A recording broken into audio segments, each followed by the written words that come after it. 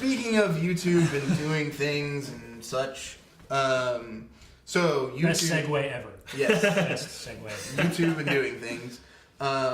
So YouTube has announced its upgrades to its streaming service. You can now stream 60 frames per second on YouTube, and so many frames per second.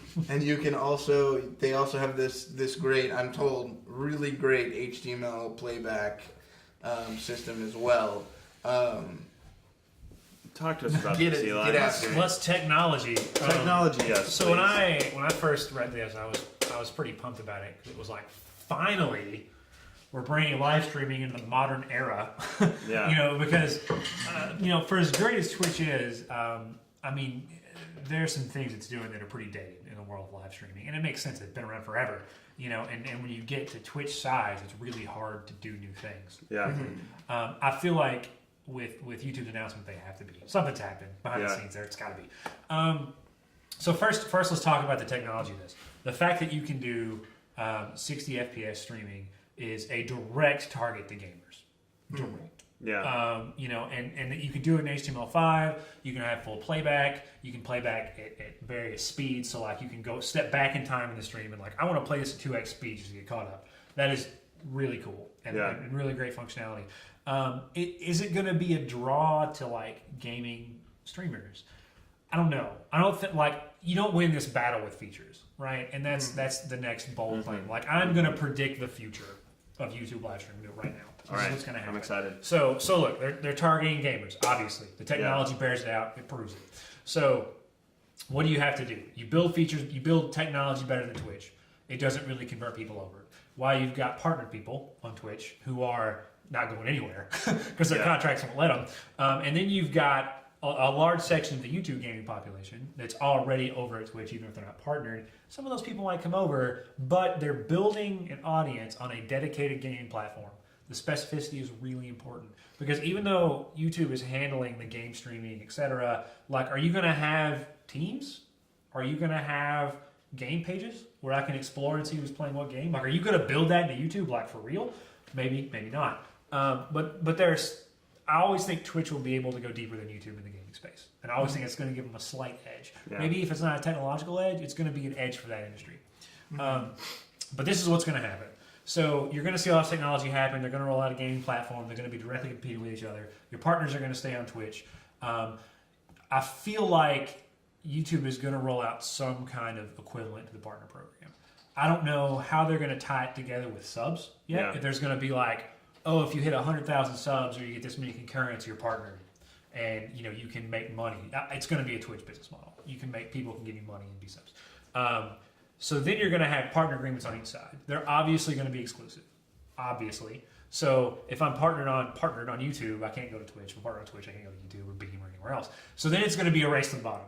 It's going to be a race to the bottom. If YouTube is probably, and we saw this with their fan funding, when they offer percentages on our fan funding that were like super low in terms of their cut, you're going to see them do the same thing. It's going to be like, oh, if it's a sub, it's $5 a sub, and we're going to take 10%, or something like that. It's going to be like mind-bogglingly low, because they're just going to try to beat Twitch that way. And then you're going to see Twitch respond in kind, and you're going to have a subscriber-style race to the bottom. That's exactly what's going to happen. And so then you're left in a situation that's really actually beneficial to the streamer because they have choice. They can be like, well, I can go to Twitch, and they're going to take $1.50 or $2 or 75 cents or where they land. I can go to YouTube, they're going to take this amount. So it's good for the streamer, but like I desperately don't want to see YouTube kill Twitch. I think it's a remote possibility, very remote possibility that the features are going to get better fast enough. The competition is going to be there in terms of like the payouts that they might be able to do it. But I don't know. Ultimately, this is going to benefit streamers. I'm a little worried about where we end up. I think that I tend to think so. Even with its streaming, I tend to think YouTube is going to rely.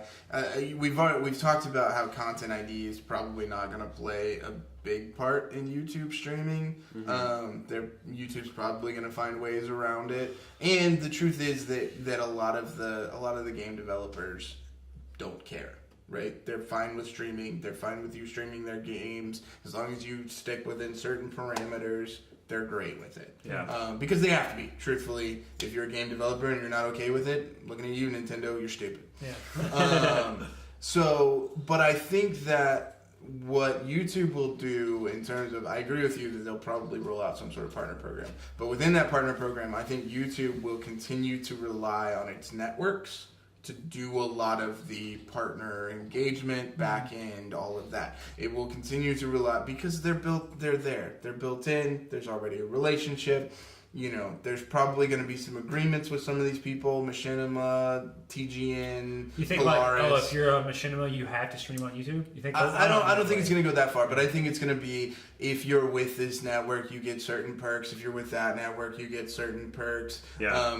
Trying to push their partners to the network so that the network can handle that, so YouTube doesn't have to. Yeah. Whereas Twitch is a lot more hands-on, and I think there's going to continue to be a lot more hands-on. Like we talked about earlier, they've got the stream teams, they've got the kind of this ability to do the grassroots thing. I don't know. Does YouTube come out with hosting? I don't know. Like, so I think that I think there's going to be a difference in philosophy, not just like I think the technology will be the same, right? Even within the partner program, but the philosophies will be different. YouTube has a philosophy on how content creators are organized, how the back end happens. Twitch doesn't really have it yet, and is still exploring it and still figuring it out. Mm-hmm. And I think that you'll probably see Twitch take the approach of, you know, we have the bandwidth to interface with our partners. We're going to continue to interface with our partners. We're going to continue to throw these lavish parties. We're going to do it even more, right, across the country. We're going to be, screw the networks. We are going to be the streamers network. We are going to be the people that are there for the individual streaming partners on a regular basis. Yeah. We're going to empower stream teams. And I think that kind of we're here for you approach, instead of a they're here for you approach, go see them, is going to be appealing to gamers. I think it is now. I think it's going to continue to be. You might see the smaller MCNs start to kind of organize stream teams and like interact on a stream team level. Mm-hmm. The Curses, the Freedom little networks of the world. But I think that those are it's not so much a technology thing. I think it's a philosophy thing. And I think that's why YouTube will never completely kill Twitch, because I think Twitch is invested in the gaming market. They know their gamers. They know what their gamers want. And they're going to continue to try and walk down that road. Yeah. And I mean, I think Twitch will continue to find their edge in the gaming industry and how they approach this, like you said, without MCNs and anything themselves. And that'll give them an edge. Yeah. I think their philosophy helps in this particular industry. I don't know. I mean, you know, and YouTube, right, has a history of kind of like doing things and then not doing them all the way. Right. And when you've got a competitor like Twitch, you have to do it all the way. Yeah. Because I think Twitch is. Yeah, and I think that's a big concern I have for them, is that they're going to launch a game streaming platform with the chat. That's like E3. It's like, oh, you can stream now and it's better and there's a chat. You know, and then your VODs go directly to your YouTube channel. Yeah, I feel like that's what's going to happen. I'm 100% not sure that they're doing a partner program. You don't think? I mean, it's a proven business model elsewhere. Sure, but I mean, like the way that they roll out the fan funding button, who uses that? Yeah. What channel relies on that income? I don't know. So maybe that fan funding button lives on your stream page, right? Yeah. So you're actually there, and so donations go directly through. You know, so it's a built-in tipping system. Yeah, so maybe that's there initially.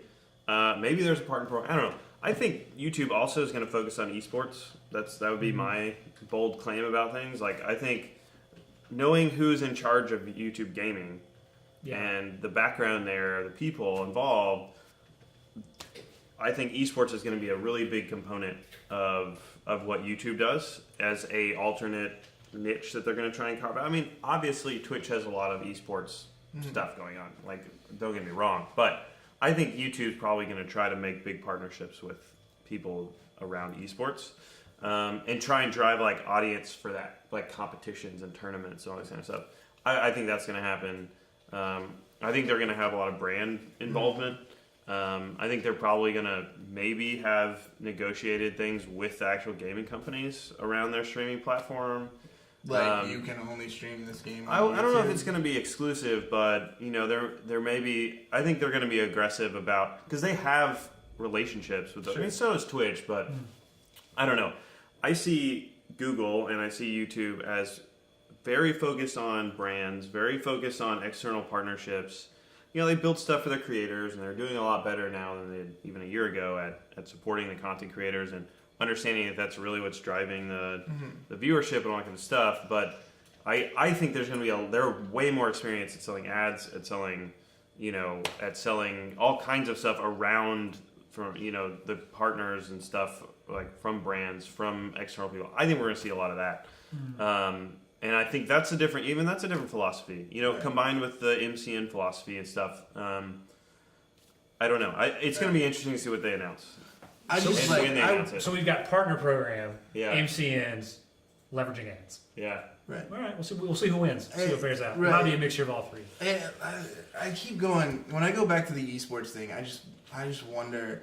Right. I mean, because I feel like League of Legends is so ingrained in Twitch. I think like MOBAs generally have such a fertile ground on Twitch right now.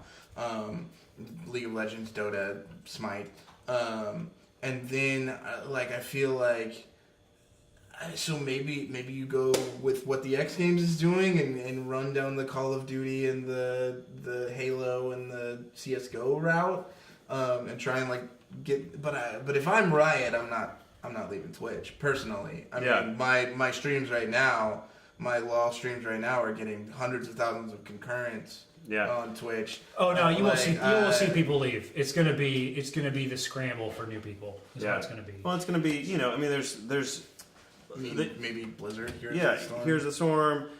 The esports.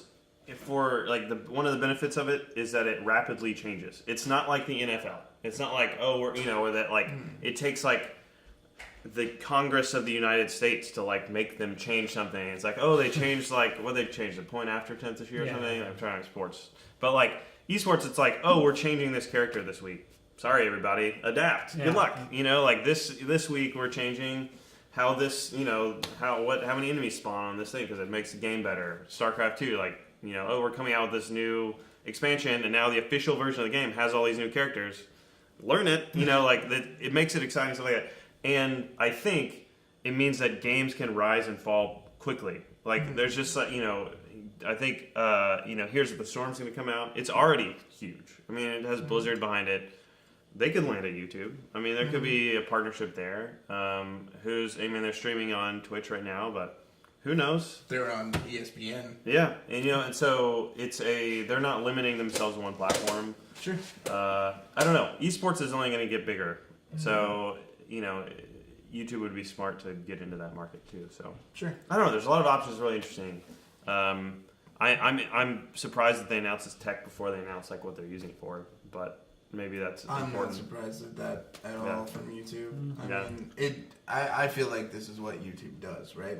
I mean, it's true. The YouTube Spaces is the thing I think content creators know about and industry insiders know about, but I don't think it's gotten a lot of press play as opposed to they put out some new change to YouTube and everybody freaks out and it's all over the place. I feel like YouTube is they just change YouTube all the time. Well, so I feel like YouTube and Google generally spends a lot more time promoting tech than they do what the tech is for. Yeah, that is true. I don't know. All right, we got anything else? No, that's it. Let's keep an eye out for E3 in 2 weeks. Yeah. Oh, yeah. It's gonna be. We'll find out more about this. Yeah, sure. Yeah. And everything. Yeah. Except Fallout 4. Yes. Which by the time this comes out, you'll have found out about it already. That's right. Yeah. 22-hour countdown. Bold claim. It's going to be awesome. Unless Jesse is super awesome and this goes out at noon tomorrow. Oh, that's pretty impressive. Yeah. It would be impressive. Who knows? All right. Let's sign us off, right? Do we? We're done. I think we're done with this. Done and done. Thanks for watching. Don't forget to comment, like, and subscribe. No. We love all the comments you say, all the likes you give, and please watch us more. And go stream on Twitch. Yeah. Oh, and some others. We're on SoundCloud. Did we mention that before? I don't think we have. We mentioned it last time. Yeah. So if you're watching this on YouTube, we release clips, of each segment or whatever Yeah. over the course of the week. If you want to hear the whole thing, you can check it out on SoundCloud when the video is done, which we release the whole thing at once. And it's usually on Mondays, right? Yeah, We usually. just got a little behind this time because Michael was out of town. And like I said, we just don't care. That or the platform is growing. Yeah, We spend or- all of our time. oh dear God. working Yeah. with content People creators. keep using GameWiz, but I don't know. Blah Oh blah. gosh, darn. There's so many of them Oh, now. So anyway, guys, we'll be back next week with the GameWiz Podcast episode 20. So join us. See you next time. Later.